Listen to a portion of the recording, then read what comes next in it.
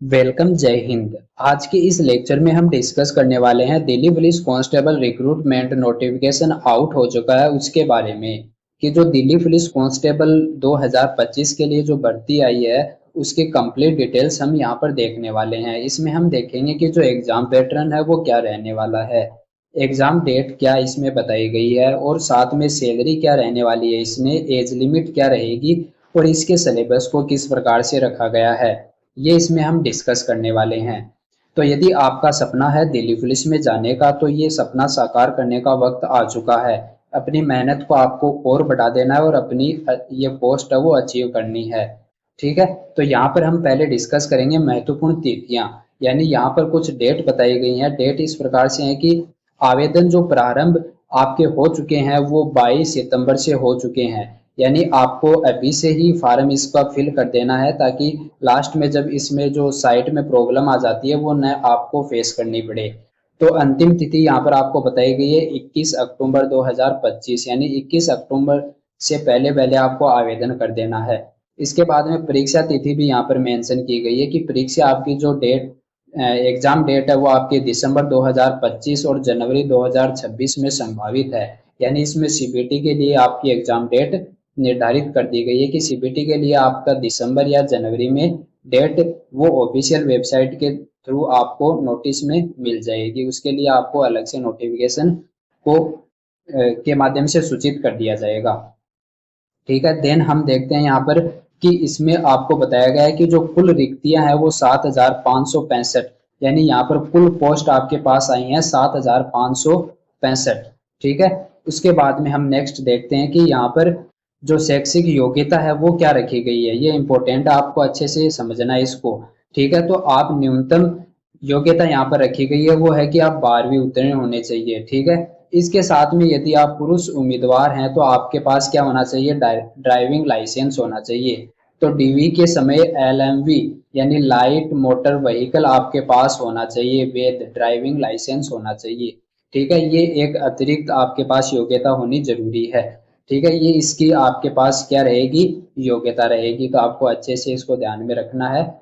ठीक है, इसके बाद में आयु सीमा इसमें क्या बताई गई है, तो आयु सीमा आपके पास बताई गई है कि 18 से 25 वर्ष इसमें आयु सीमा रखी गई है। और जो जन्म तिथि है वो बताई गई है कि 2/7/2000 से पहले, 1/7/2007 के बाद नहीं होनी चाहिए। यानी ये दोनों डेट यहाँ पर इंक्लूड हैं और इनके बीच में यदि आपकी एज है, यानी आपका जो जन्म तिथि है, तो आप इस फॉर्म को भरने के लिए एलिजिबल हैं। इसके बाद में आपके पास आती है कि आरक्षित वर्ग में जो छूट आपको मिलेगी वो SC ST के लिए 5 वर्ष की होगी और ओबीसी के लिए 3 वर्ष की होगी। तो ये इसमें आयु सीमा का निर्धारण किया गया है कुछ इस प्रकार से। इसके बाद में यहाँ पर बात की गई है इसके पैटर्न की। तो यहाँ पर जो चयन प्रक्रिया है उसमें आपको बताया गया है कि चयन प्रक्रिया में कि इसमें आपको क्या करना है। आपका सबसे पहले यहाँ पर होने वाला है कंप्यूटर आधारित परीक्षा, यानी यहाँ पर सबसे पहले कंप्यूटर आधारित परीक्षा होने वाली है। उसके बाद में आपका फिजिकल टेस्ट होगा, फिर मेडिकल टेस्ट होगा, फिर डॉक्यूमेंट वेरिफिकेशन होगा। यानी सबसे पहले आपका सीबीटी होने वाला है। अब सीबीटी किस प्रकार से होगा वो समझना। तो सीबीटी के लिए देखो यहाँ पर परीक्षा पैटर्न निर्धारित किया गया है। समय यहाँ पर आपको दिया गया है कि आपके पास 90 मिनट होंगे पेपर करने के लिए। ठीक है, तो सबसे पहले आपके पास होगा सीबीटी, वो यानी पेपर आपके पास करना आपको वो 90 मिनट में आएगा।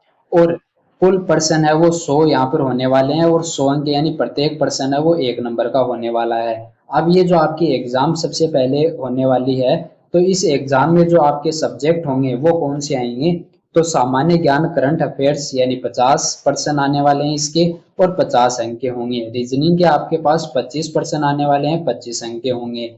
और संख्यात्मक क्षमता यानी आपकी जो मैथ है वो 15 क्वेश्चन आएंगे, 15 अंक के। और कंप्यूटर ज्ञान जो कंप्यूटर आपके आने वाला है वो 10 नंबर का होगा और 10 क्वेश्चन होंगे।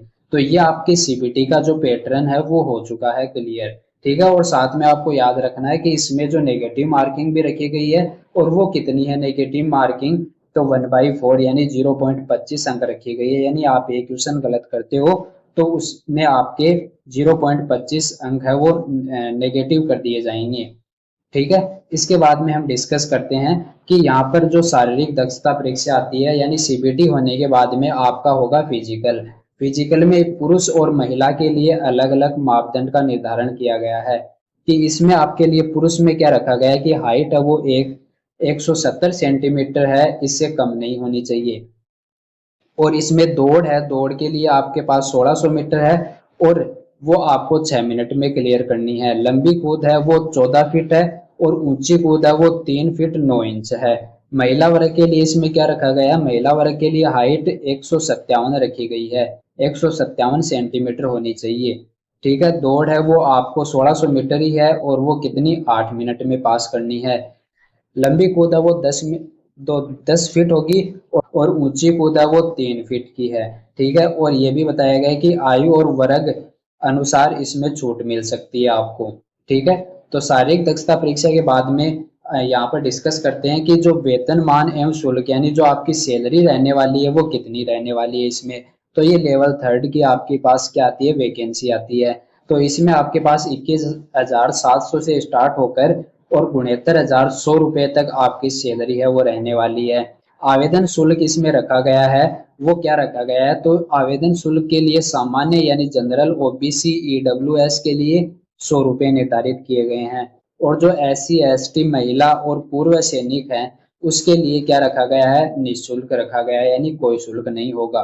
ठीक है, ये बात हो गई आपकी इसमें फीस की और सैलरी के लिए। उसके बाद में यहाँ पर लास्ट हम डिस्कस करते हैं कि इसमें जो समरी है वो क्या बोल सकते हैं कि इसमें आपके पास आता है कि सीबीटी यानी आपको पहले क्या करना है, इसमें आपकी जो एग्जाम होगी, ठीक है, यानी सीबीटी होगा जो 100 अंक का होगा और 100 क्वेश्चन आएंगे। ठीक है, यानी आपका पहला एग्जाम होने वाला है, उसके बाद में फिजिकल टेस्ट होगा जो कि क्वालिफाई करना है आपको, उसके बाद में मेडिकल होगा और साथ में डीवी होगा जो कि आपकी क्वालिफाइंग नेचर होगा। यानी इन दोनों में आपको क्वालिफाई होना है, इनके जो नंबर हैं वो इंक्लूड नहीं होंगे, यानी जो मेरिट बनेगी वो आपकी बनेगी सीबीटी बेस पर।